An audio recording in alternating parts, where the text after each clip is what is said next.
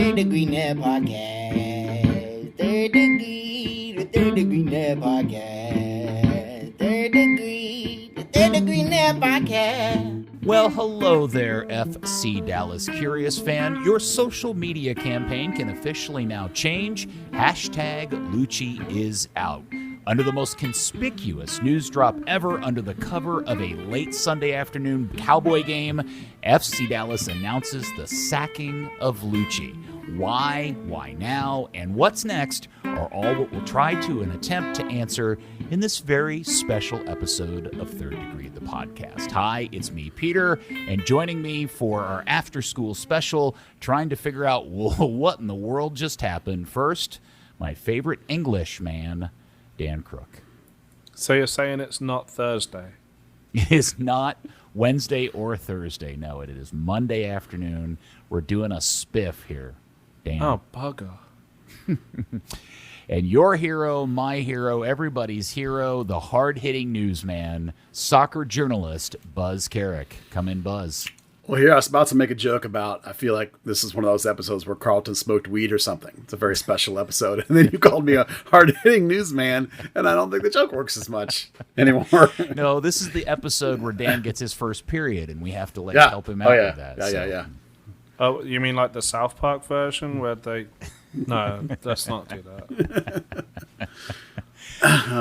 Boy, howdy. So about an hour ago, we all got off the big Zoom call with Dan and Andre, where they got into their bits and pieces of this news. But the first thing I want to figure out is, where were you yesterday? What state were you in when you found out that they had decided to shit can Luchi? I didn't have my phone on me for some reason. And I found out like an hour. I found out like 20 minutes after it happened. Yeah. What was your first reaction? Surprised that they were doing it at that time. It was only John Arnold and myself on the press conference just the day before. No great indication of anything happening from that. Just a little bit of shock.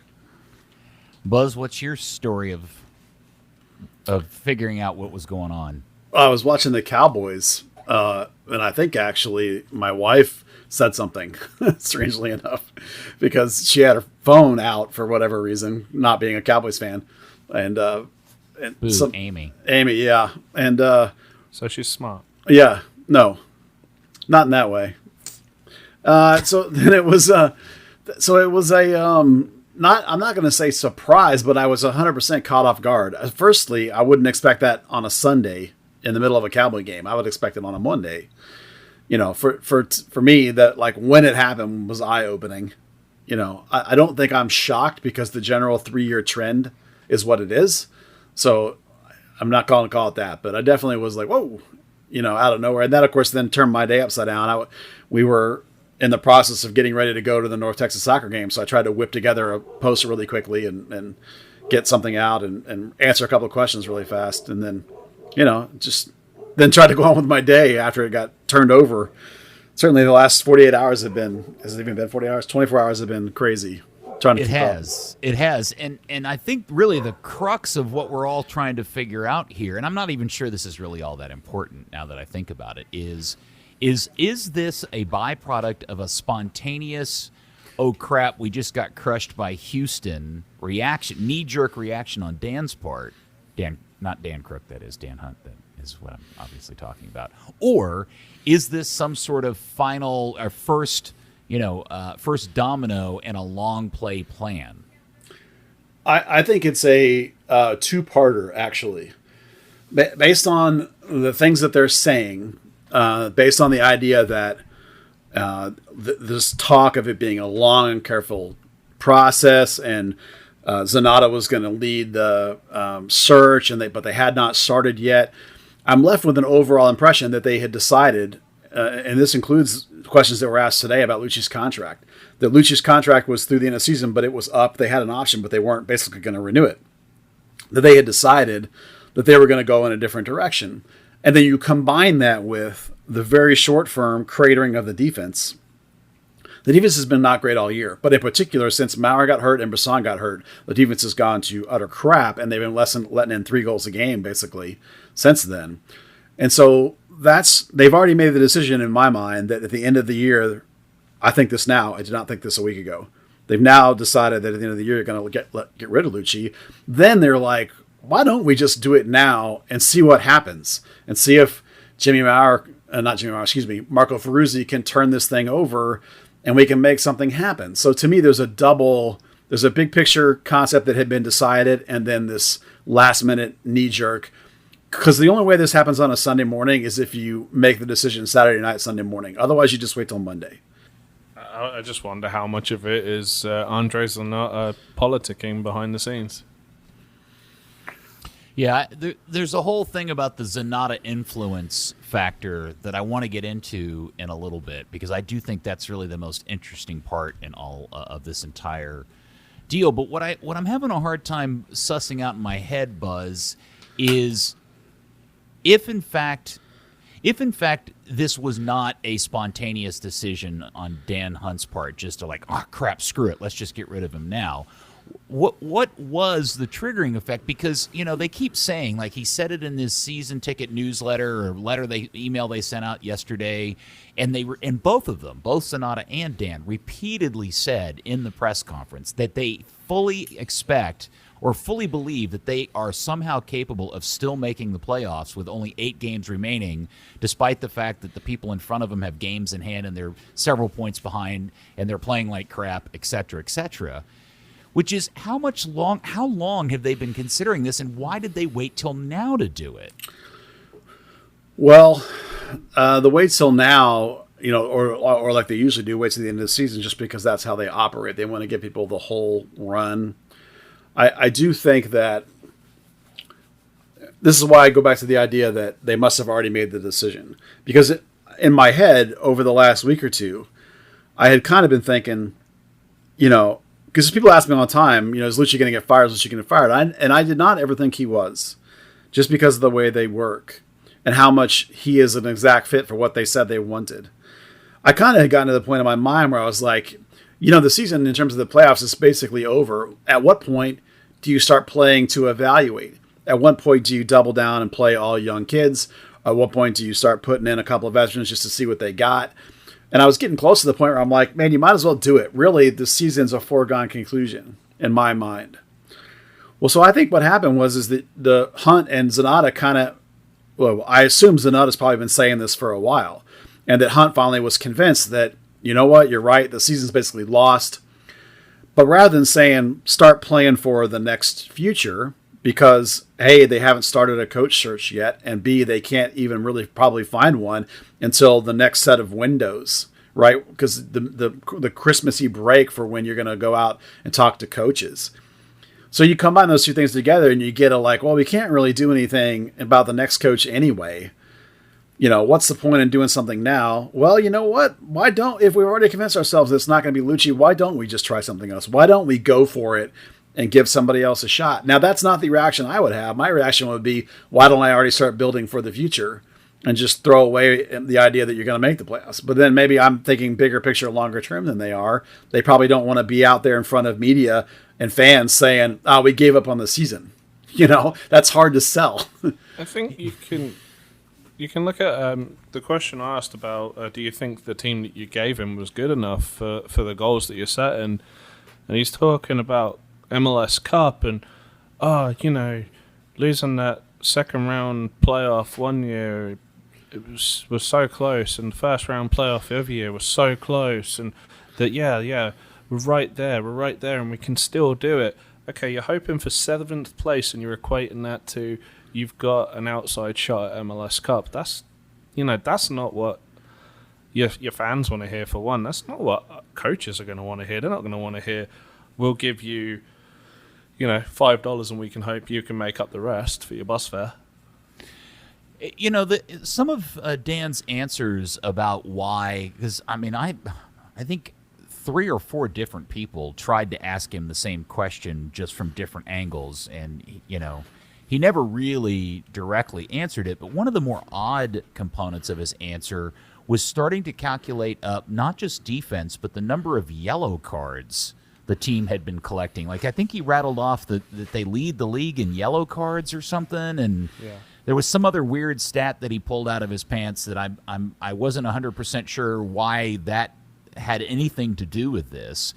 And I did begin to wonder, is there any possibility that he made the decision to do this now because he didn't want to appear as if he had been passive through this? If in fact they were just going to not sign Luchi again at the end of the season, part of what he felt like he was doing was acting as if he was at least trying to do something to salvage the season by doing this. Go ahead, Dan, but I hadn't thought of that angle. Yeah, I don't think he put so much forethought into things. If he did, he kind of wouldn't be looked at as the. I mean, what is it? What's the? Sorry, I'm trying to think of the movie. Tommy Boy. There's a lot of people that refer to him and Clark as the brothers from that, and that everything's kind of always like the bumbling idiot or the black sheep of the Hunt family or this, that, and the other. And that's not me calling him that. I don't, don't take my press pass away. But I don't think he cares too much about optics, because if he did, he would definitely do more to not be seen as a cheap owner or someone that, as owners that don't care about the team. Oh yeah, things like that. Like when he's like gone to press conferences, like he's just walked out of, like he's just woke up on a bus bench in the middle of a hurricane or something like that. So yeah, I'm not sure that he's really putting that much thought into, how will I look in 2-3 months' time. I'm going to say also that I don't think so, because I find Dan Hunt to be reactionary more rather than progressive. Almost everything they do is after the fact. It's reaction to a bad this or a bad that. It's like, how often do you see them put out a concrete, structured plan that's going to pick any aspect of the business, that's going to go step by step by step, and within a couple of years, there's a vast improvement in this particular thing or a vast change in this particular thing. 99% of the time, it's just status quo. We're just going to keep rolling unless something bad happens, and then there's a reaction. Yeah, but here's the thing. If Luchi was on thin ice, I mean, this season, the point in which he decided to fire Luchi came at a point where I think there was some general good vibes about the team because of Ricardo Pepi's performances and his rise on the international scene and Jesus's better improved games. And clearly the run of games and the losses and leaking of goals had far more to do with injury situation than it had anything to do with what Luchi was doing as a manager. I mean, look, Luchi really hadn't changed anything in the last 3 or 4 weeks from what he had been doing for the last 2.5 seasons. And the season clearly was way worse in terms of overall attitude several months ago. I mean, you guys know, I was convinced back in June, May or June, that he was on the hottest of the hot seats. We talked about it on the podcast. And things had changed so dramatically that over the course of the next several weeks and months, if you had asked me on Saturday what my opinion was, I would have flat out guaranteed you that he was going to be the coach of this team next season. So I guess what I'm saying in all of this is that I am very confused as to what finally got into Dan Hunt's head. He slammed his hand on the table, said, "Screw it, we lost to Houston, he's fired, and we'll just run it out with Marco the rest of the way." I mean, do we really think that's what happened? Well, given the amount of times in the podcast, their press conference, I should say, that he talked about how great the offense was and how it's one of the greatest offense in club history, and how bad the defense was, and how he talked about how Marco was a huge architect of some of the great defenses of the past, and how Shell's had all these great teams and lost all these great teams. I wanted to butt in when he said Shell's had a lot of great teams, because that wasn't the case. Shell's had some good... both of those guys had good defensive teams. Like, Shell's had horrible offenses, Luchi, but really good defenses. And Oscar had really good defenses and a little bit better offense, and so that was much more successful. That's what Luchi has never had, is a really good defense, and so it's obviously that's been bothering him when he talks about 18 times about how this is the greatest offense of all time, and then keeps talking about how the defense failed and the defense is falling apart. And I'm with you. The last month and a half, he's been wrecked in the back with defensive injuries that are none of which are his fault. Hollings has been out, Brissan's been out, Mauer's been out, Hedges has been out in and out for 3 months now. He's got a 17-year-old kid playing right back. He lost his starting six at the beginning of the season. The first half of the season was horrible offense and halfway okay defense. There was a terrible combo. And then when they finally went to Pepe and benched Franco Jara, one of the great busts in club history, not a good scorer, as Dan Hunt says, they finally started righting the ship offensively, and all of a sudden the defense got even worse. Coincidentally, that's when all the injuries happened. It's a byproduct. Luchi's change didn't do anything differently. So it's not like Luchi screwed up the defense. The defense was always mediocre. Let me just call bullshit on his defense deal, because the two guys that sold 2 right backs, didn't replace him, sold the 6, waited a while to replace him, didn't bring in any defensive reinforcements, but felt the need to decline the option and trade away the rights of another central defender, are still there. One of them is now in charge of for the rest of the season. The other one is picking a new manager. You can't, if you're going to make the change and say that things were just, were just not there, you've got to make a bunch of changes. Even the guy, the coach who is in charge of the defense, Peter Luciene, as well thought as he is, you make some kind of change. You say he comes off that, he goes back to coaching midfielders, and you bring in a defensive coach to work alongside Luchi far earlier on, or you get rid of everyone. You're saying, all right, we're starting from scratch. Yeah, kind of funny that the guy responsible for the offense, Mikey Veras, is out, and Luchi, responsible for the Luchi ball methodology attacking, is out, and yet this is the greatest offense of all time, and the guy that was mostly responsible for the defense is still there. The guys that were responsible for the roster construction are still there. So I'm not sure that a lot of what gets said is slightly disingenuous, and it's just what's available to point at recently. In the end, no one's going to convince me that they hadn't already decided that this was going to happen, and they just chose to go ahead and do it early and just see what happens with Marco. Because now they can run with Marco and say to him at the end of the thing, well, you had your shot and it wasn't good enough, or it was good enough, and that'll solve that issue one way or the other, and then you can move on with your business.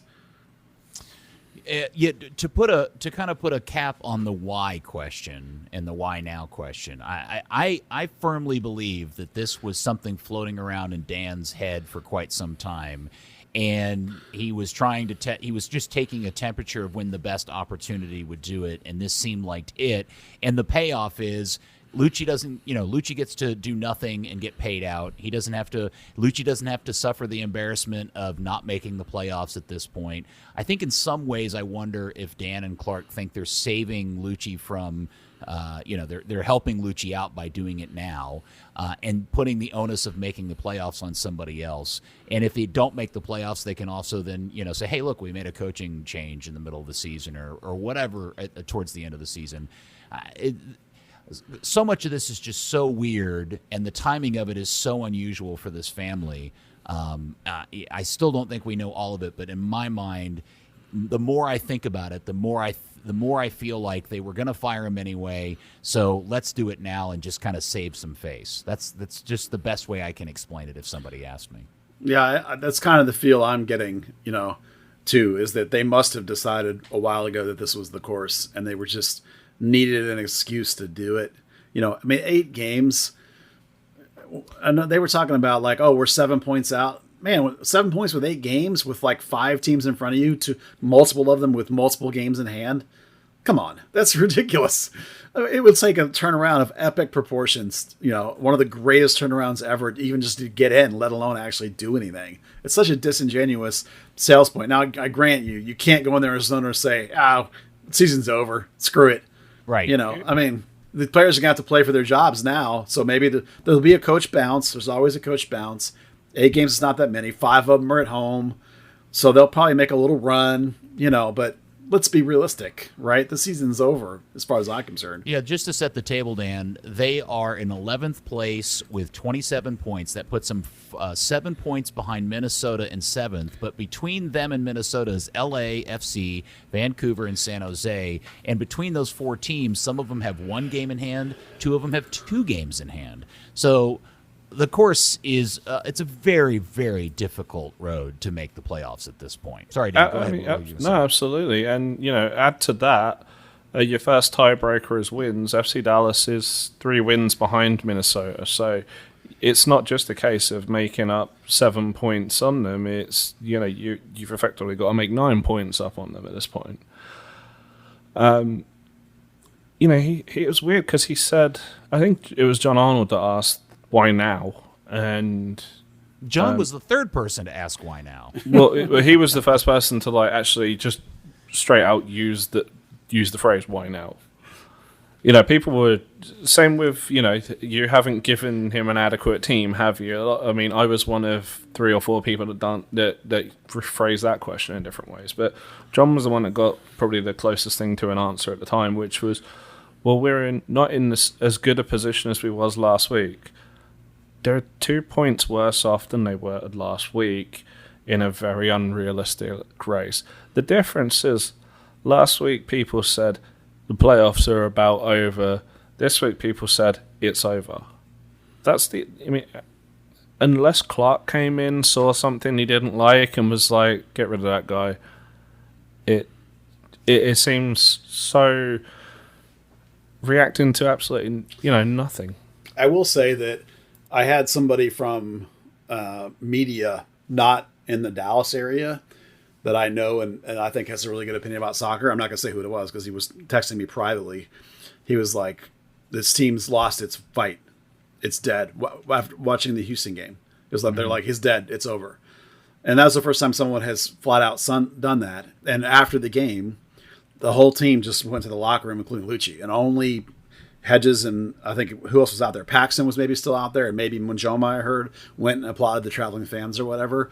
So that was the first instance this year where someone that's not around the team all the time saw them and was like, "Oh man, this team's toast mentally." You know what I mean? In terms of buy-in, in terms of mentality, in terms of fight. So it may be that Zanata and Dan saw that and thought, "Okay, that's it, we're done," and said, "Okay, it's time." It's just so weird to me that on September 19th of 2021, the culmination of everything is just, and again, this is just my opinion. I don't know if you guys agree with me or not. This all just seems so predictable when they hired the guy back in December of 2019. I mean, I just don't know what Dan and Clark thought they were going to do or what results they were going to get with a guy that they hired who had no experience. And it just seems like this was so the cards were so clear that this ultimately was going to be how this story ended. Now, we talked about it all the time when he got hired, that the hiring was way too soon, that he'd never coached an adult, that he'd never coached a pro player. When I was making my list of coaches today, I was trying to run through people I know that are FC Dallas family, centric, related, Hunts, whatever, looking for names. You guys remember Michael Dela Russo? Yeah. Yeah. Michael Dela Russo has gone into coaching. He started out, as you do, he went back to his alma mater and was an assistant at Maryland. And then he jumped to a head coaching job at, I think it was Arizona United, which I think became Phoenix Rising eventually. Anyway, a small USL team. And then he jumped to an assistant job on the Houston Dynamo staff. And so when they hired Luchi Gonzalez back in 2019, he was Wilmer's top assistant in Houston, Michael Dela Russo was.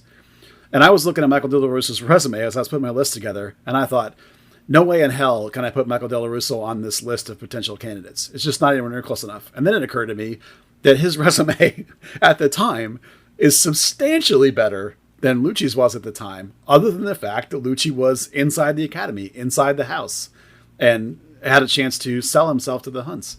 And when that just goes to show you that, like, Dela Russo was like the 15th name I came up with, and that far down in terms of like the unqualified list, and he still was more qualified than Luchi was at the time. Now, before anyone accuses me of trashing Luchi, what we said at the time was true, and what I said then, and I'll say it now, is I think Luchi eventually will be a great coach. He cares a lot about players. He cares about development. He cares about modern tactics. He cares about educating himself. I think with enough experience and time, he will become a good coach. He didn't have any of that time and experience, and therefore, as you say, Peter, it was preordained that this was going to be a poor run. And you combined his inexperience with roster building that wasn't fitting what he wanted to do. And at the beginning of this year, how much did we talk about how they were going in two different directions with their roster building? It was almost like two different people were in charge. We talked about it all winter. Right? Yeah. And then, so why in the world are you surprised that this is where we are? The guy had made mistakes. Now, he often learned from his mistakes, but he continued to make mistakes as an inexperienced, never coached adults, never coached a pro player would do. And all of his assistants had never had any experience either, except for Drew Keyshawn, who'd been a goalkeeper coach only and couldn't solve all those problems for them. So it should be surprising no one. We are where we are. I think we sat here on this podcast and we ended up literally predicted we would be here 3 years later. But we came damn close to predicting we would be here 3 years later. Over the 24 hours that since this happened, I've been thinking a lot of things back in my mind. And the one incident that really keeps coming back to my head is the incident on the sideline when he subbed out Jara.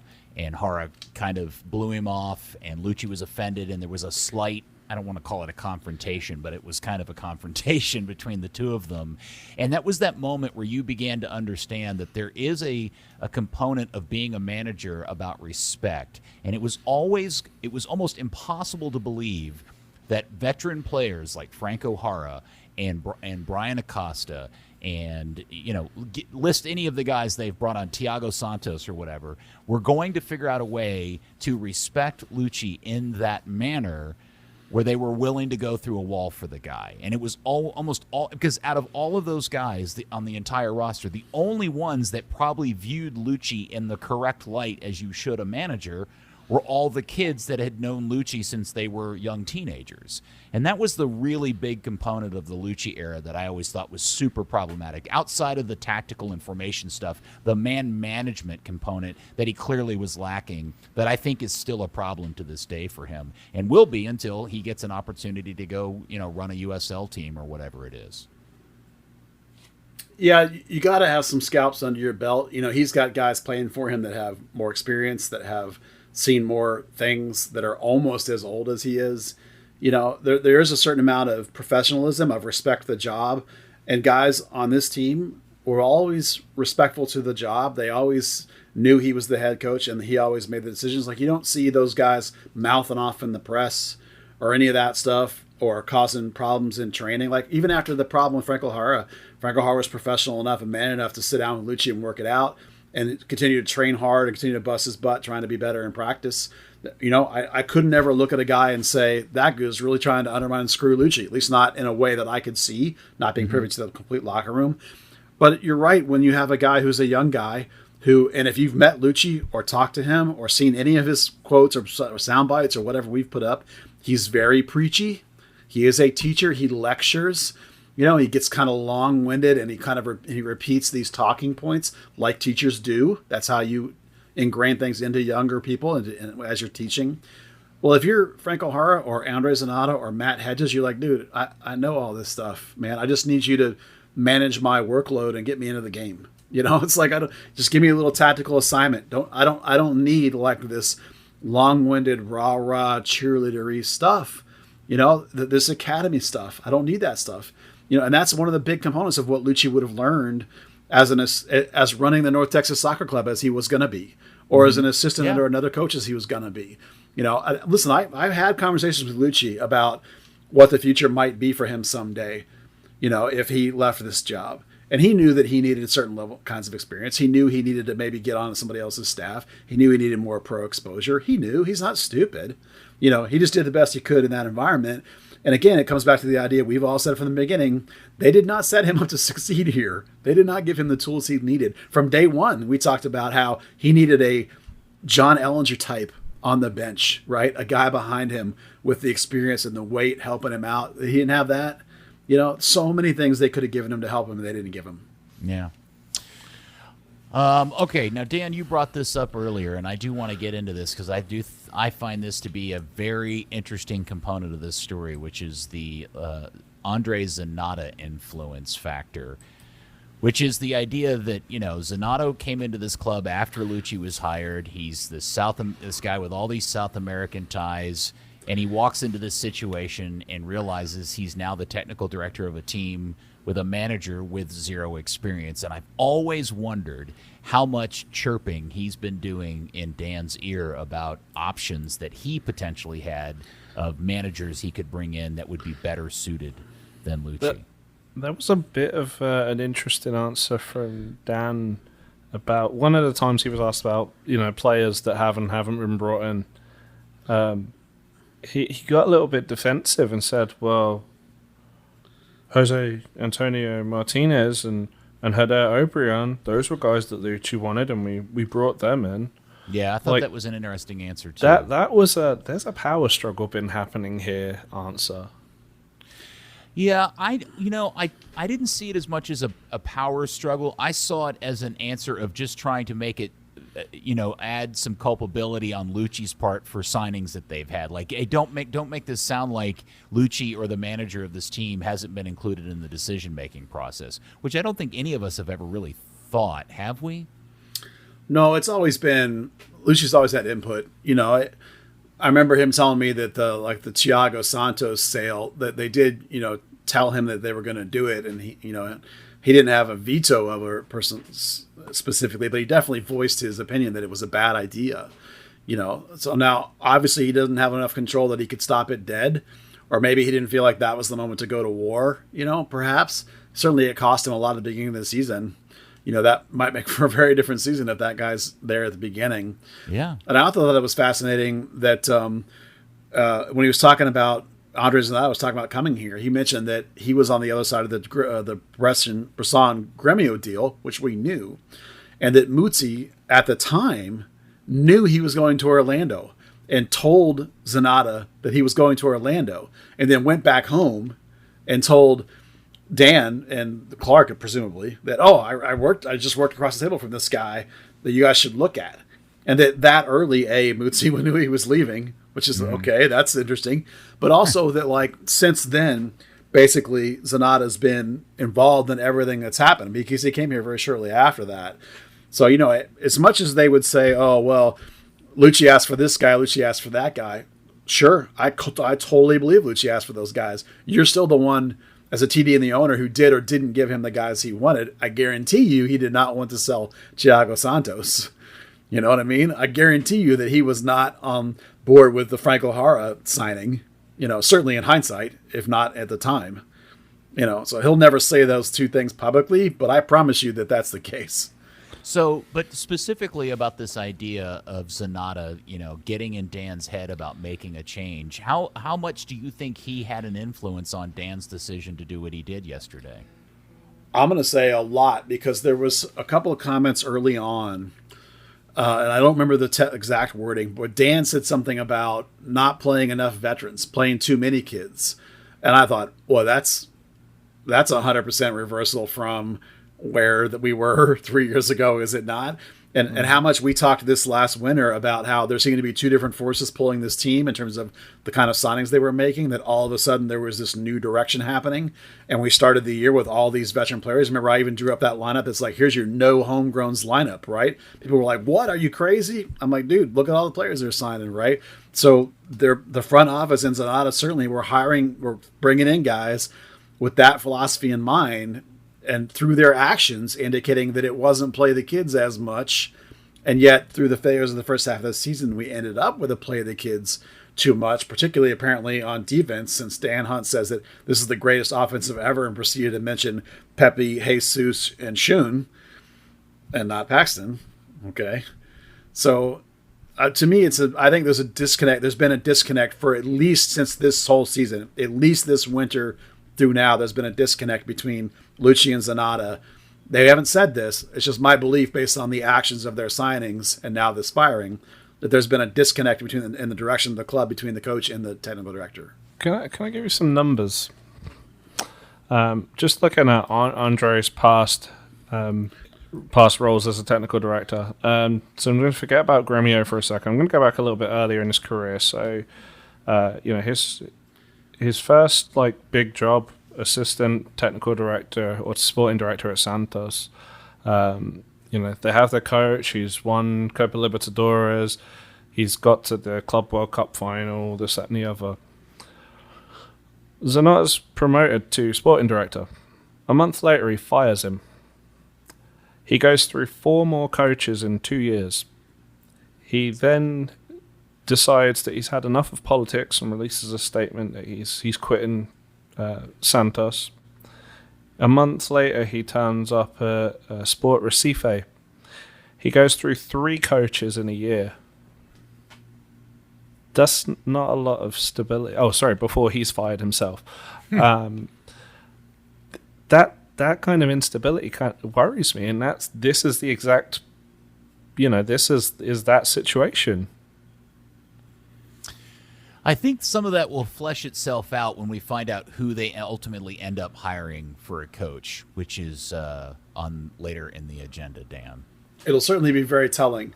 The flavor of the coach will tell us a great deal. One of the things that has come out of the last 24 hours is a lot of discussion on social media about the reaction to the news. Many people on Buzz's Discord, on social media accounts, have all taken notice of the collection of people who have all decided to like the announcement on different social media platforms of Luchi's firing from FC Dallas, which includes people like Tanner Tessman, former players, wives of current players. Are we reading? Is that just all silly drama, Dan? Do you think we're reading into that too much, or do you think there's something to that? Oh yeah, clicking a like on a post doesn't mean anything. Ted Cruz can tell us that about Pornhub. Well, wait a second. Tanner Tessman's a pretty social media savvy guy. He knows what he's doing when he likes an Instagram or a Twitter post announcing his former coach's firing, right? I mean, I'm sure if you went through all his likes and, you could probably find a bunch of random stuff there, but you'd have to audit his social media activity to figure that out.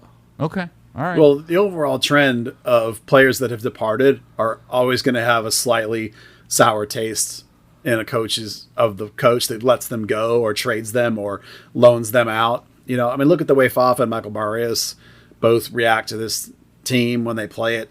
You can look at any of the kids that are deemed surplus and get loaned out. You can look at Tanner, who probably thought he was going to be a surefire starter and then was kind of just in and out and backseated to Brian Acosta.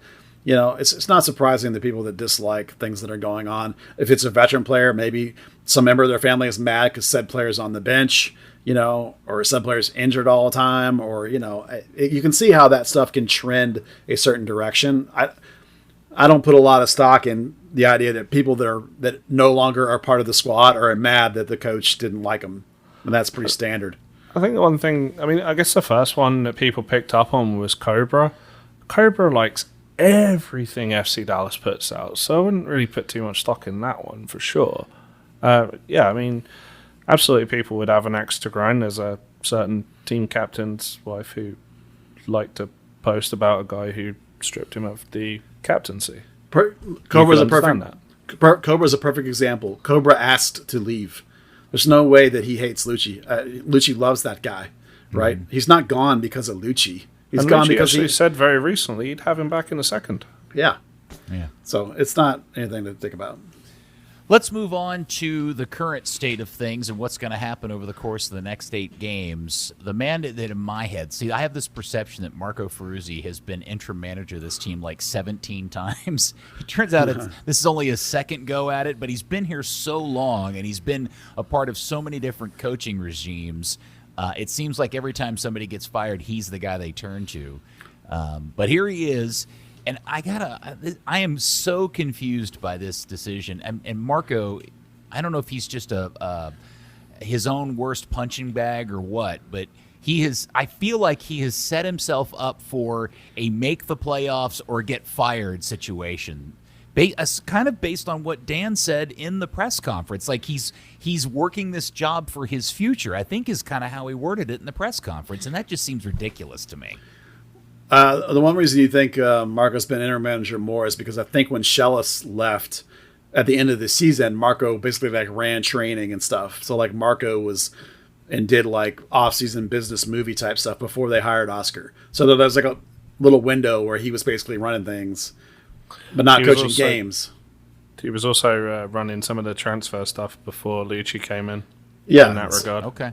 So my read on Marco and the 8 games thing is that basically the odds that you can make it in are so slim. If you can miracle this team in, why not give you the job? And if you don't, A, you're still a candidate, and B, if we don't give you the head coaching job, you can just keep doing what you're doing if you want to stay. They said flat out they're retaining him to keep his current job, which is director of soccer operations. So, I don't think there's any fired heat here. It's just here's your chance to lottery win the job if you can crush this. If not, we'll put you on the list and we'll keep you in mind. See how it goes. What changes do you think he makes? Oh, wow. Well, based on what Dan Hunt said, it sure sounds like some more veteran players are going to play. Maybe less kids. Obviously they'll have to do the biggest thing, according to the owner, is the current defense. He emphasized about 10 different times that Marco's his great defensive coach, and they needed to do something to fix the problem on the field, fix the problem that's in front of us. So there's going to be some sort of adjustment to try and fix the defensive end of the field. If that adjustment happens to be that Mar gets healthy, great for Marco. Maybe it's time to try Zobek. Maybe it's time to sit down some of the kids that are playing defense. Maybe it's time to go with a more stable defensive first outside backs and not attacking outside backs. There's a couple of things you can try. Maybe you can change formations to a more legitimately straight up defensive formation, 5 at the back maybe. Maybe you can go a double holding mids look and just leave the front 4 on an island by themselves, possibly. We'll see. Could I ask you a question as 2 people who were around last time Marco was in charge? I looked up the game plans, at least, and the lineups from his 4-ish games when he took over between Morrow and Schellas. Did he do anything different, really? My memory says that it was kind of a status quo with what was happening, because there was not that Morrow's team, like when Steve Morrow took over, his mantra was, you guys have relied on some players that I think you shouldn't have trusted. I'm going to get those guys out of here. So he cleared out a lot of guys in that first year and was just starting his building process. So they hadn't really brought in a whole bunch of new pieces yet. So his roster was really thin. It was very top heavy with people that could actually play in MLS. So there weren't a whole lot of things to really go to and try. It's like Marco was basically just, counting off games before they were going to bring in whatever they were going to bring in. Because it also was, sticking with a 4-4-2 or going to a 3-5-2, which I think Morrow had used as well. And, definitely seemed a little, at least from the results, seemed maybe a little bit more defensively sound, losing 2-1 instead of 5-1. But it just, it didn't seem like the sexy, let's get this amazing counter-attacking style, let's just go ahead and destroy the league and get into the playoffs and take it at the last minute, as if, like Dan seemed to try and portray it as. Yeah, I don't have any recollection of the team being any better, or for that matter, worse, when he's taken over and been involved. In fact, he's such a, I'm not involved with the team as close up as you guys are, meaning going to practice and stuff. But Marco Ferruzzi to me is largely a ghost. Like for large there's a large part of me that has a hard time even identifying him many times. And I also think that's a large part of the reason we're in this position. They're in the position they are today, because he clearly was the more qualified person for the job over Luchi. But I feel, and I think Buzz, you'll back me up on this, Luchi did a better sales job in getting the gig, because Marco's just kind of a quiet, not a very good self-promoter, and thought he would get it on based on merit, and that's not how the decision was made. Yeah, 100%. Luci's a great salesman, a great speech giver, very charismatic. Marco's a terrific guy, really nice and friendly, but not vivacious and vibrant and over the top. He's very much like a focused kind of go about your business. When Marco was first on Colin's staff, he was the low man on the totem pole at the time as an assistant. Steve Morrow was, after Morrow retired, Morrow was Colin Clark's primary assistant and mostly the defensive guy. And then under Shellis, when Morrow and Clark were both gone by that point, Marco became like the defensive coordinator, if you will. And that part is true, what Dan has said. Marco under Shellis and under Oscar was primarily the defensive guy. That was his primary area of responsibility. So if you wanted to go from an offensive team to a defensive team, and you want to try and write the defense of the people on your staff, because Peter Lucene is the current defensive guy, and that obviously is not a big mark in his favor in terms of solving the defense, Marco's the guy. I don't think there's any question that, like, of your people, that makes the most sense. And it's worth pointing out that, under Oscar, Marco was the guy that ran training. He knows all the players that have been there longer than 2 years, their game inside and out, because he's been the guy that's been putting the plan together for them day in, day out. But yeah, it's just how that translates to in the game. All right, so the news that Luchi's gone and then Mikey Varas is also gone, but the fact that Luciene and Drew Keyshawn remain, I do wonder if that's not a clue that leads us into the final part of this conversation, which is who is next. I do wonder if, Buzz, you have any sense that keeping Keyshawn and Luciene around is an indicator that of the three different categories, and by the way, the three categories are the in-house list, the outhouse list, which is oddly named on my part, my apologies, and the Zanata list. Is the Luciene and Keyshawn component an indication that maybe and likely it'll be somebody from the in-house list? Well, first, it's important to understand that Keyshawn and Luciene are what you would call organizational hires, and Mikey Varas was Luchi's buddy and yes man and Luchi's hire. Keyshawn has been a goalkeeper coach here for a long, long time and is one of the most respected goalkeeper coaches in the league. And Luciene has been a guy who was working on being a coach even when he was a player and has developed under 3 or 4 coaches now, working on his progression in that regard. So those guys were given assistant jobs probably even before Luchi was hired. Luchi was probably told when he was hired that these guys are going to be here and be on your staff. Now, Luchi changed Keyshawn's job a little bit and made him more of a complete game coach and overseer because he valued his experience. Varas was 100%. Luchi's like, this is my dude, I want him, and they brought him in. So firing Varas goes hand in hand with Luchi. So it's not particularly an indicator of which direction they're going to go. It is, however, an indicator that if you're going to be the coach here, more than likely there's going to be some assistance that they're going to give you and that they're going to tell you, and that because they have this huge belief in their system, and that includes this pathway from the academy to North Texas to the first team. That system is still here. You have to deal with that system. Luciene came through that system. Keyshawn's been here forever. Keyshawn's been coaching guys that are up-and-coming keepers in the system. That you have to deal with the system as it is. Zanata said it like 8 times. You have to convince us that you can buy into our way if you're going to coach here. Now, it could be the inside guy. It could be the outside guy. That's the way we lean because of all that talk and because of the Hunt's behavior. But you never know. I directly asked Zanata if it could be a foreign guy, and he said absolutely it could be. So I think in the end, it more than likely will be situation normal. We're still going to hire one of our guys from inside of our club or from our family, but I don't think it's for sure one of those 3 dudes necessarily. And, all right. Sorry. Go ahead, Dan. We're kind of talking about Dan answering the same few questions just in different ways.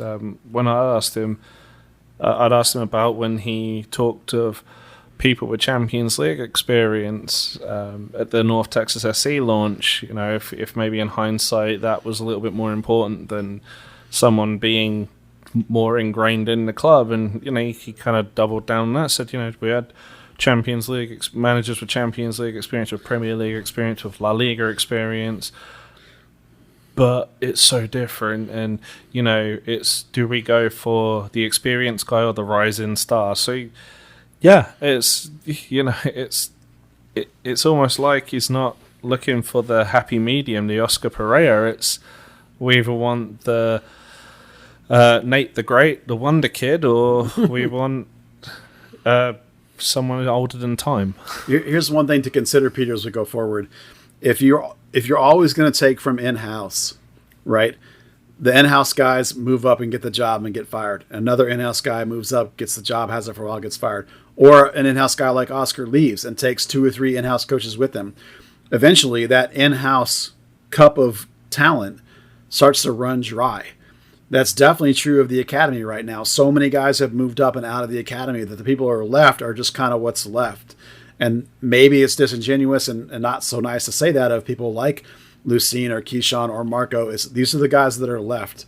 There comes a point where you have to freshen that up, or it's just going to get worse and worse and worse. That's how we got a academy coach with no experience at all in charge of this team, right? So the options that are still left, other than Marco, have very little experience at all, and even Marco has very little head coaching experience. So there comes a point at which you have to freshen it up, even if it's just still your guys, but your guys from somewhere else, like when they went and got Oscar. Mm-hmm. So I feel like right this minute they might be leaning towards, because remember they in the press conferences, Donata was clear about, and Dan Hunt said it too, that maybe there's a little more of a balance of not just the academy way, but also a proven winning at this level or equivalent to this level. There's nobody really left that has that part in the organization. Yeah. So that before this press conference, I would have said, oh yeah, one of those 3 or 4 guys. But now I'm actually leaning towards what you call the outhouse list. Great name for it. I think the outhouse list now comes into play more, and I think some names on there are very interesting when you include that line about winning at this level into the idea of also buying into the FCD way. All right. Before we get into the 3 separate lists, let's also establish this question, which is, what type of person would want to take this job? It's not the lowest paying job. It's certainly not the highest paying job, right? So we know the odds of them getting, let's just split the difference and say it's a mid-tier paying gig. But you're also in a situation where you know what you're getting into in terms of ownership. You're not going to get a big signing, and you're also having to deal with a technical director that is very South American oriented. So those are all components that we all have to at least find some common ground on of asking the question of what type of person would want this job. Yeah, an owner down the hall, too, that's going to come talk to you every day, is intimately involved. You know, you got to have the ability to bring the academy in. You got to have to progress players. You're going to have to sell players and deal with that being sold mid-season. You know, that all makes this job. Some parts of the academy like the academy that gives you the ability to fill in your roster in the middle range and give you some talent that other teams don't have. That's a nice thing. You know, there is an ownership stability in the sense that they are definitely invested. It's not going to be the big expensive players, like you say, but there is facilities and there is program and there is relationships with other clubs. There is ability to improve yourself. So there's a good and a bad here. So the idea would be, go ahead. But to lean into that, though, Buzz, you're also a club that is now famous for selling your best players off in the middle of a season. You're also a club that has to deal with miserable weather for the vast majority of your season. Yeah. You know, all of these other things that I just think really make this an opportunity that if I was a coach with a winning track record, Dallas is not a destination spot for me. It feels like a stepping stone gig. It could be. Or people that 100% buy into the Hunt way and are friends and get it, and like Dallas and like this city and like being here. There's a reason why Dallas and the Hunts always come back to people that have been in their system. There's a reason why they always come back to people that believe in the same things they believe in. Like if you're a believer in the academy and progressing, like think about how Oscar always preaches young Americans and how talented he thinks they are and all that kind of stuff, right? So if you're a buy-in kind of guy to what the Hunches are preaching, then maybe this job is appealing. But you're not going to get a Bruce Arena. He has a job. You're not going to get that style of guy. You're not going to get a superstar coach. You're probably not going to get a foreign guy unless he totally buys into what Andre is selling and thinks that Andre is a great TD and thinks that that's my guy, because he won't know anything about the Hunts, right? A foreign guy won't. So that's why right now I'm leaning hard to the out list of dudes that played here and get it, dudes that believe in progression in the academy, guys that believe in developing my own thing, guys that aren't used to getting like a big name superstar help and think that they can take this roster as it is now. And believe me, you hear from people, I do hear from people that think this roster is okay. I can bring in what I do and I can for sure make this roster better and and do enough that it can get into the playoffs as it is. And then, so if I can get the owner and the TD to give me a couple more pieces, and Dan talked about there being short a couple pieces, then I think I can really do something. So that's a guy that's going to appeal to, is a dude that sees the opportunity to maybe make some bones and maybe believes in this methodology and wants to prove that he can do something. You're not going to get someone who's interested in the same people that are interested in Atlanta United. You're not going to get the same coaches, right? Totally different pool. You're also going to have to remember that we may not even be in this position if Tab Ramos had been willing to work for low pay. Yeah, that's true. Right? That would have been the interesting thing there. In hindsight's, you can't go back in time, but it would have been fascinating to see if he would have been willing to at least discuss it, if they would have gone outside their group, because Tab would have had that. Tab Ramos was infinite. I think I've heard multiple stories that he was very interested in the gig until they found out it paid crap. No, I mean Dan. I mean the Hunts. Like, would they have talked to him and thought, you know what, the youth national team coaches is enough youth development that he could be our guy, you know what I mean, and go that route. I mean that would have been what would have been interesting if Tab hadn't pulled out. That would have been a fun dynamic to explore, and maybe that's a dynamic that can be explored this time. Maybe we're going to find out whether they're willing to go outside and try some of these guys that have a youth development background and a winning background, but aren't their guy. It'll be fun to watch from that level. Yeah. Okay, let's get into the list. We'll start off with category number 1, which is the in-house list. And obviously at the top of that, just because he's the interim manager, is Marco Ferruzzi. Yeah, Marco has vastly more experience than any of the other in-house options. He's been on the staff as a primary assistant or a secondary assistant since end of 2004, early 2005. He's been interim coach. He's coached the reserve team, which is equivalent to North Texas is now. He's coached in the academy. He's been a scout. He's been in charge of the NCAA and domestic scouting for years now with his club. He knows every bone and body and fallacy of this club. If you want a guy that believes in the system and knows the Hunts, that's the guy. The only downside is the lack of the type A over-the-top salesman, rah gung-ho personality that the Hunts often gravitate towards. Yeah, he's kind of quiet and milquetoast, but I would also say that's how you describe Brian Smetzer. Yeah, I think there's nothing wrong with that kind of coach. For me, that's perfectly fine. It's just the Hunts seem to gravitate towards Shellis and Oscar and Luchi.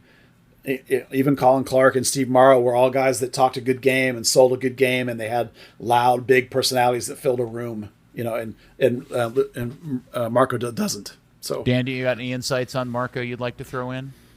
I think Buzz just put it perfectly. I mean, Marco is definitely the most understated person. Even I remember being at the airport when Cobra first arrived, talking, we're like, where did you find this guy? He's like, MLS just pointing us in the direction. Oh, so what do you think of his game? Yeah, it was good. Anything we should look out for? Yeah, it's just all around pretty good. You're never going to get like the 15-minute Luchi answers or the great PowerPoint presentations that they talked about. I forgot Marco is responsible for Cobra, so points off for that. Okay, next on the list. MLS was. Okay. Next on the list is the coach at North Texas SC, Eric Quill. Yeah, for me, Eric is the guy that's most huntish in terms of demeanor. He is very demanding of his players, very specific, very meticulous. I think Eric's a terrific coach. I think he better fits the Hunt style and the kind of guy that they would want. I do think he's still a touch inexperienced. The current North Texas job is his first pro job. He's only been an academy director and a college assistant prior to this. He has played at a really high level, and he has a really high coaching education. So tons of qualifications, just not – if you want to follow up on the proven winner at this level, he falls short. He was obviously won a championship with North Texas, however, and was coach of the year with North Texas and gets the FCD system and all that stuff. So he has 90% of what makes him a good candidate from what the Hunts say. And he's definitely bought into, the demands. Oh, sorry, not demands. Constraints put on him by the Hunts because, you talk to him in the off season. He's like, "Yep, I've got to go and find 10 players." And when he says he has to go off and find them, he has to scout them. He has to sign them. Someone, selling a player out from under him, it may wear thin pretty quick, but at least to begin with, he's going to be okay. I'll make do with what I've got. Next on the list is Peter Luciene. Yeah, Peter's been grooming himself and being groomed through the organization to be a coach. He's well on the path of progress. I will say right now it's too early for him. I think he's a legit candidate in the sense that his playing career gives him a leg up over a lot of people in terms of could you go with him now? I think you could. But I think he's not there in terms of the resume building. I think he needs another stage, whether it's he's the next North Texas guy, or maybe he gets another run under another sort of coach to get a little bit more before he's ready to be the head guy. Viable candidate, but for me, just a click short still of being ready. Is he spending any time managing any of the academy teams? Not anymore. No. He was, though. He was when he was up until Luchi took over. He was doing that, and then he was helping out first team practice as the fourth or fifth guy under Oscar. But once he became an assistant on Luchi's staff, he stopped being an academy coach. And he was the coach of the magnificent 05s, right? Yeah, well, not for a long time now. Yeah, but that was his team originally. Yeah. And all right, it's worth saying with him as well. You've got. One of the reasons, obviously, he's kept around, the guy's talked up as a great coaching prospect, same as Drew Keyshawn's talked up as one of the top goalkeeping coaches there is. That guys that you want to keep around, even if they're not going to be the next hire. Next on the list, very confusing, just to make sure everybody understands there's a difference. Mikey Vara is the guy that lost his job and was Luchi's friend. Jesus Chuy Vera is the assistant coach and director of scouting who remains, and he's also on your in-house list, Buzz. Yeah, this is a guy who has experience coaching as a professional coach for multiple years. He's won some coaching awards. Now, all of his coaching was down in Venezuela, and he won some cups and some trophies and such. He has not, however, been a head coach since 2013, so I don't know why he hasn't since then. But since 2017, he's been the director of scouting for FC Dallas. He's worked and coached in the academy. And lately his job has kind of been the progressor of players from the academy to the first team and from North Texas to the first team. He does a lot of extra work with guys after training. He works on their skill development and that kinds of thing. So he's a guy with intimate understanding of the FC Dallas progression system since 2017. The current leadership with Zanata, he's been working with him and with Marco. So there's an understanding of all that. There is a high level of head coaching experience and some title winning experience. Bilingual, respected by players for his assistance in making them better players. So there's a lot to like here with him in terms of a fit. Again, I worry about the why is he not coached since 2013, and I worry about the fact that nobody knows who he is really outside of this organization. I'm not sure if that matters, but it is interesting. So the guy's connections are amazing. If you look back through his social media, in that time he wasn't in head coaching roles. He would just turn up at Barcelona practice and then do a week at some random Serie A team. And I can't get my head around why he hasn't coached professionally that much since then. But as far as contacts and having people to run ideas off of and everything like that, and a rapport with the players will absolutely love him, especially the young guys who he has worked in with those development plans on. They all speak very highly of him. All right, so that does it for the list of in-house candidates, unless you've got anybody else you want to include, Buzz or Dan. Oh, no, that's in-house. That's all I have on my list. In-house. Yeah. All right, this would be, now in your article, it's called not in-house. I'm calling it the out-of-house candidates or outhouse candidates. Yeah. And topping that list is a man on the Mount Rushmore of Dallas soccer, none other than Jason Kreis. Yeah, Jason Kreis, the GOAT of the franchise. As much as we love Matt Hedges, there's no question that Jason Kreis is the best player in this club's history. He was one of the youngest MLS coaches ever when he was first hired by RSL. He won a cup pretty quickly and was the youngest coach to ever win an MLS Cup. He took them to a second cup. He took them to the Champions League final. Now, he then went to New York City FC, which in my opinion was always set up for a disaster because of the way they were going to do business. That was his Breck Shea moment. That was his Breck Shea moment. And then he went to Orlando City, and he had the Orlando City clicking along mid-table about 500, and they fired him, and they didn't win another game the whole year, if I remember correctly.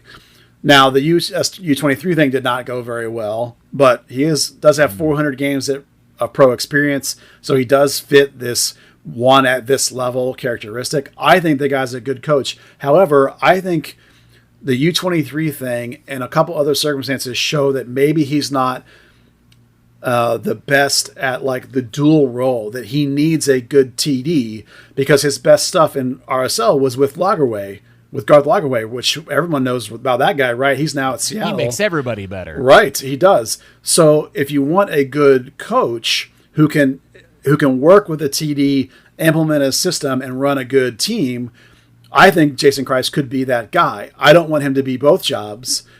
So if Zanata were to like him and buy in with him and vice versa, then I think he's a good teammate coach in that respect.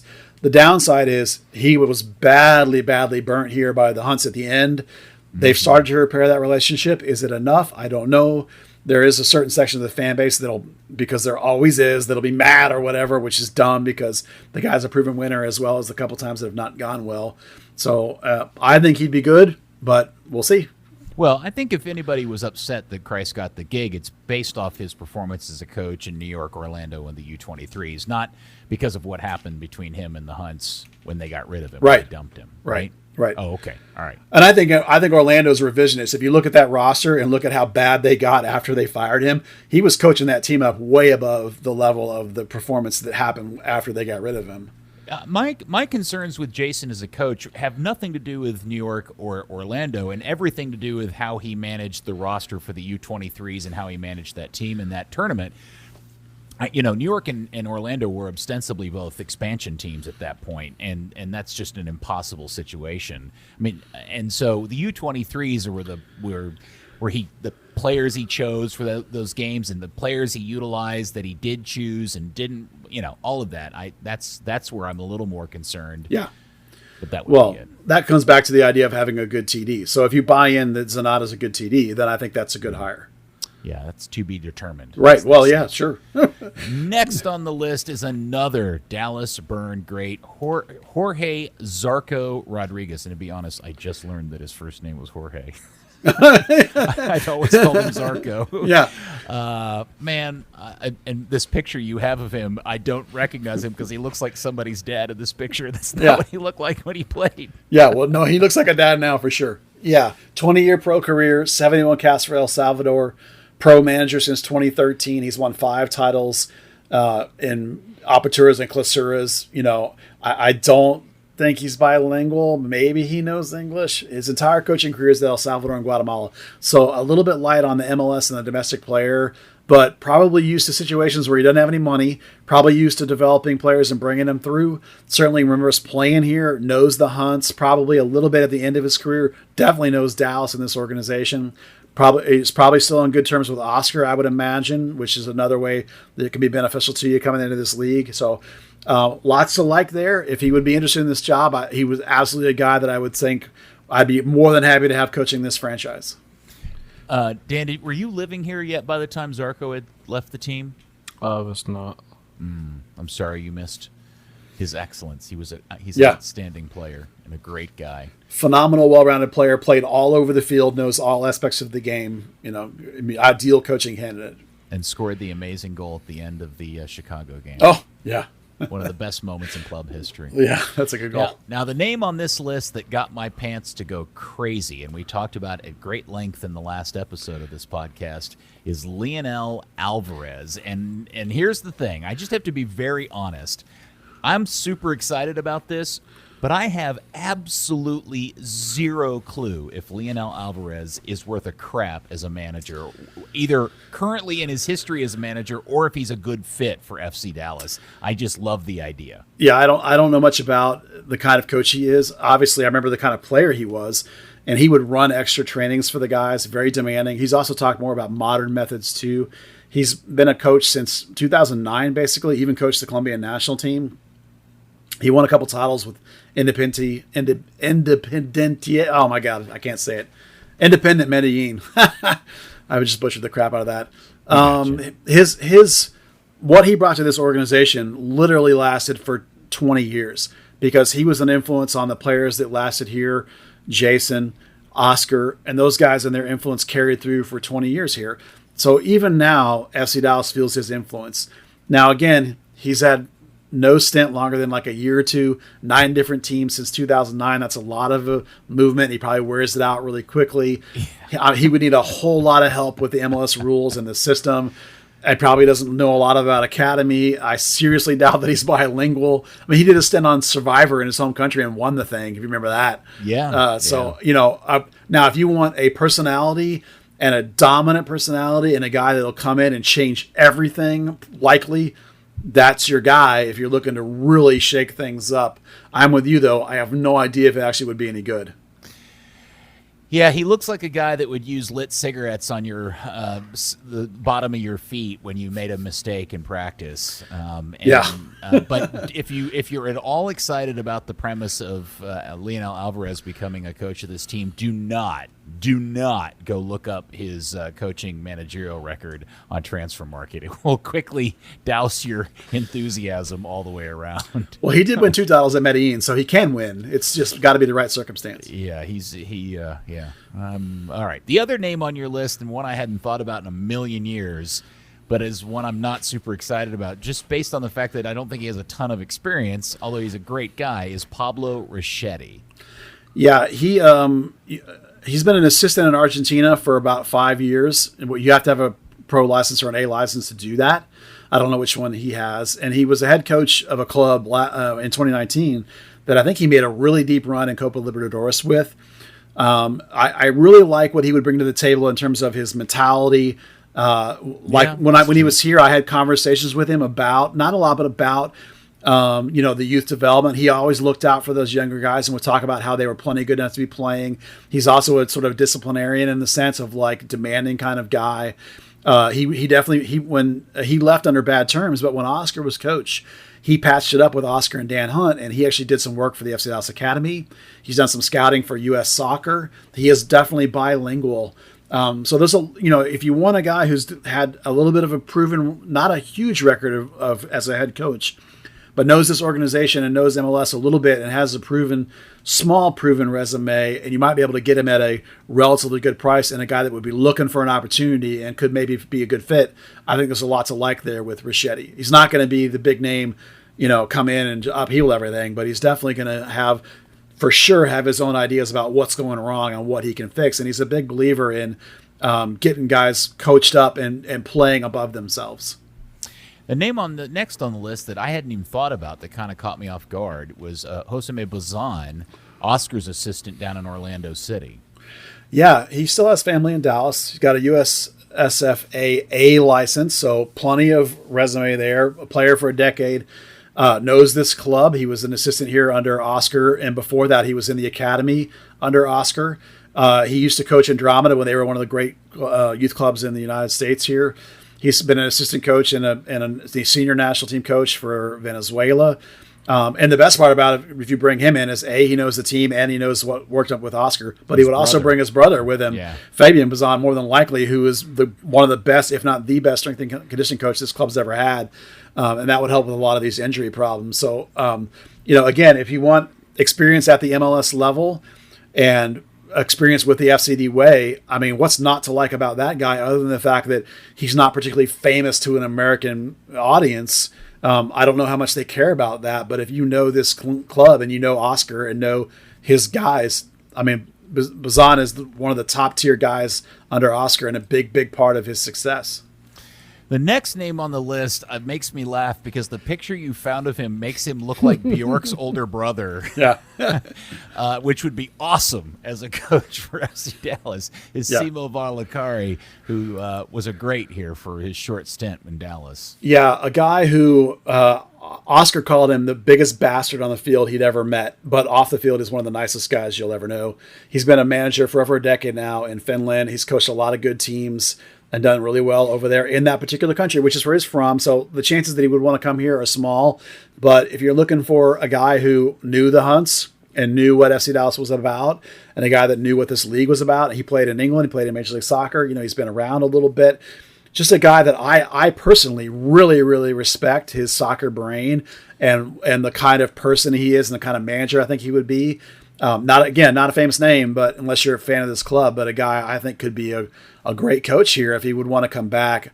I don't think it's likely that he would want to, but a guy that would be a good candidate. Yeah, the reason why I'm glad you said this, because unlike the Leonel Alvarez addition to this list, which oddly, maybe coincidentally, maybe not coincidentally, also timed out with an article being printed last week in Al Dia, some Hispanic Hispanic publication, that he was expressing an interest in getting into coaching in the United States, specifically FC Dallas. I wondered why you added Simo. Was this just somebody you came up with, or had you seen him talk about or heard something along the way that maybe they were interested in talking to him? No, he's just a guy who I knew was going to be a coach, and I've always respected his understanding of the game and how everything around the game works, and his ability to get along with pretty everybody at the time. And then I've paid attention to his track record as a coach since he left, and he's been quite successful and moved around a couple of times and been involved with some youth stuff too. So, has the resume that you're looking for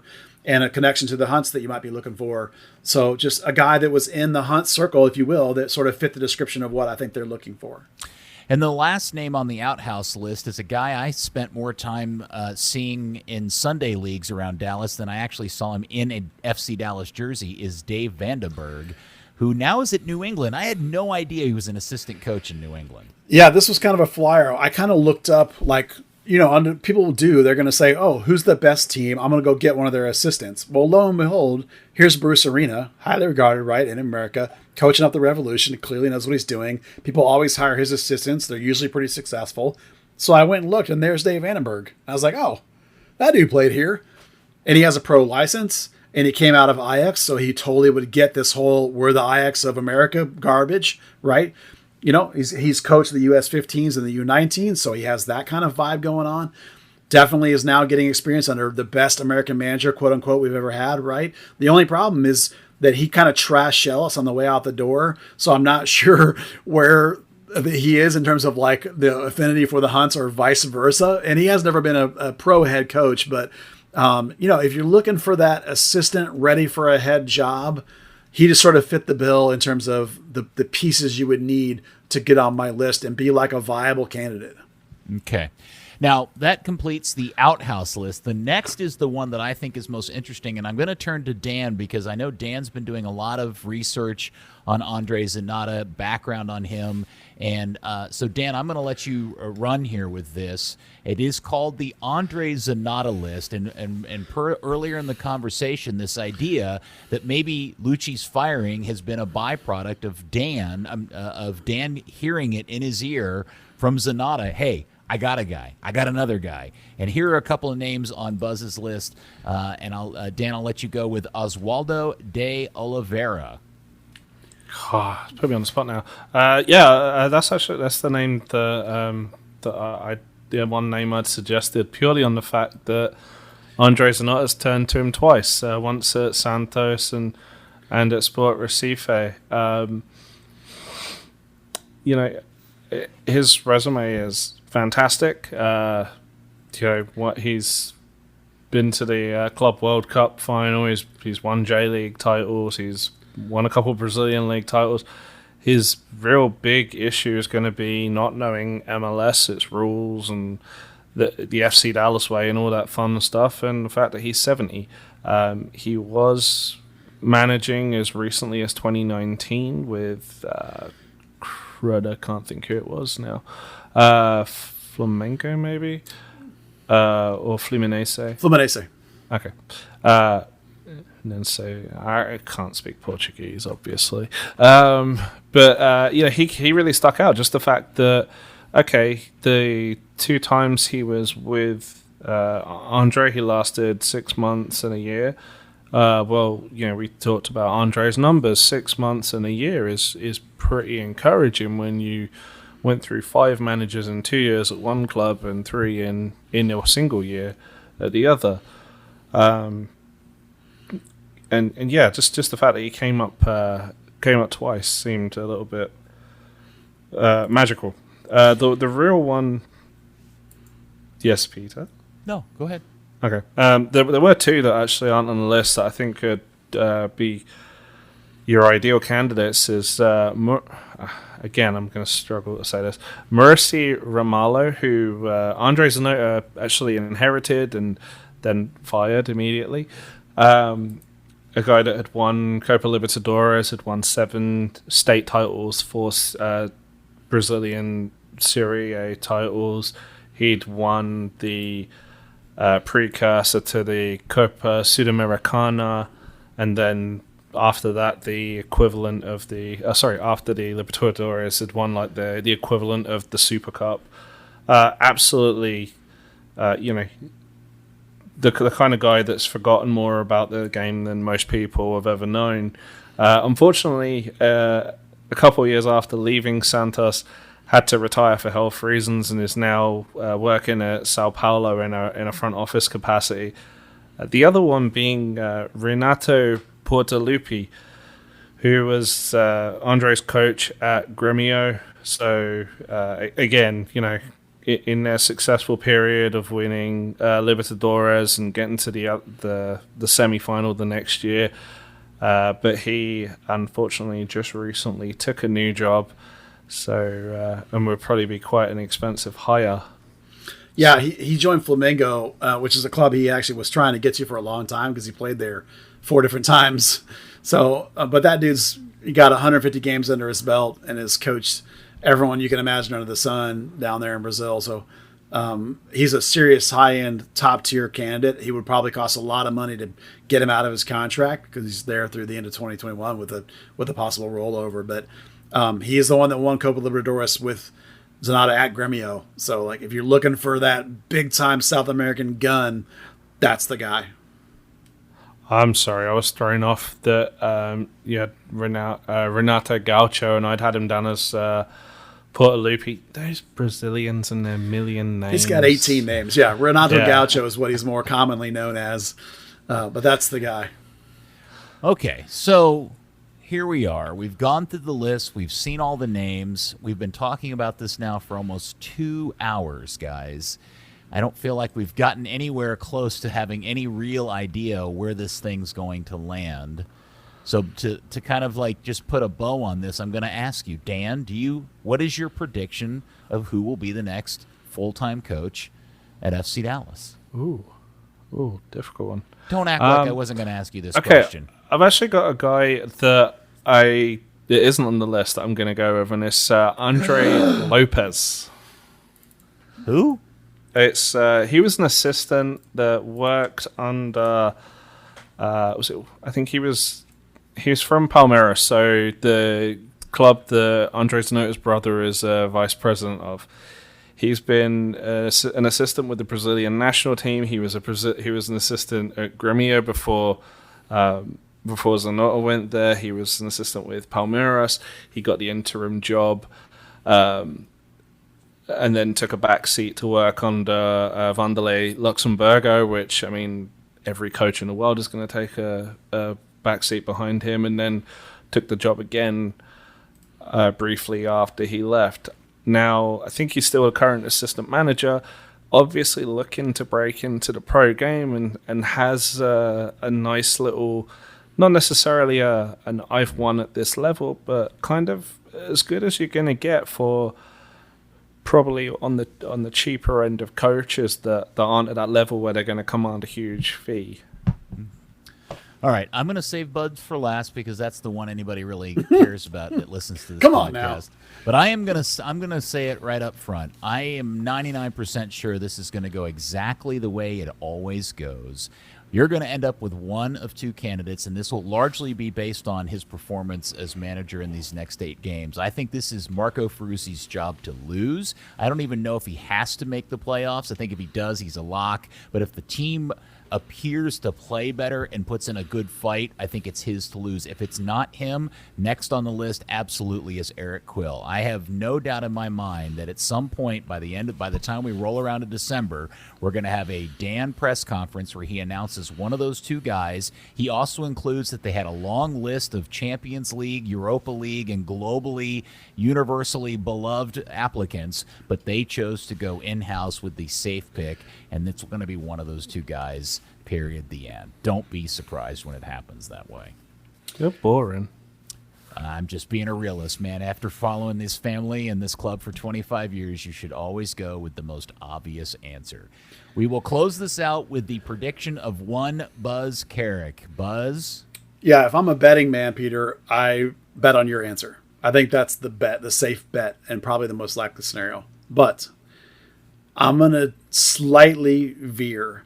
The Hunts are going to remember that their best ever success here was when they went out and got Oscar from another club and brought him back. So I am not going to say Oscar because Oscar won't want to come back yet. I'm going to say they're going to go get Shellis Hyman. Josima Bazan. He was here and a massive part of the success, proven success at this level. He knows the Hunts. He knows the academy system, having coached in it and brought players along. He knows the talent here in this club. And I bet you money that he probably knows Andre Zanata a little bit too, and vice versa. So I'm going to predict that they're going to bring back Josima Bazan to be the head coach of this franchise.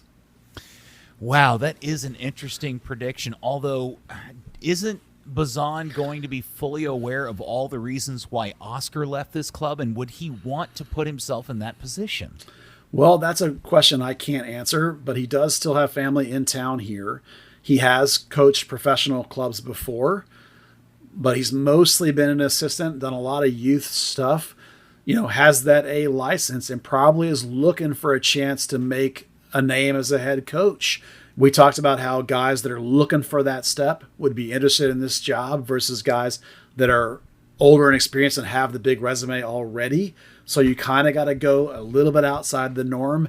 And I just think that his familiarity with the club, what Oscar might or might not have already told him, what he knows from his time both in the academy and in the first team, his proven success under the coach that won back-to-back 60-point seasons, won an Open Cup, won a Supporters Shield, had a shot at a title, and before somebody got hurt and somebody got sold.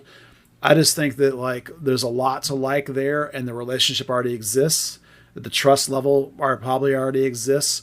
Perfectly, lots of things on his resume to like and qualified, and yet might be a guy willing to take a shot. So that's my roll the dice right now.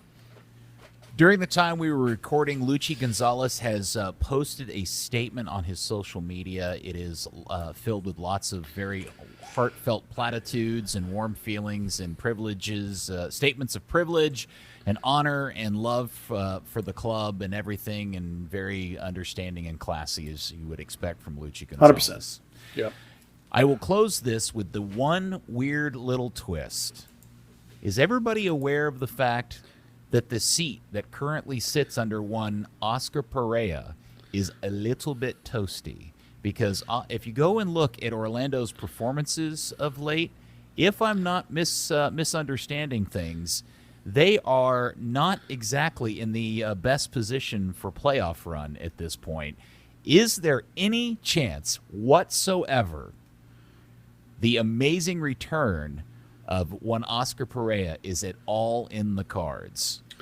Well, they're only 3 points. They're only 3 points from being out of the playoffs, or 4 points almost out of being in the playoffs in the East at this point. Well, I 100% think that the Hunts will ask permission to talk to Oscar and will call Oscar.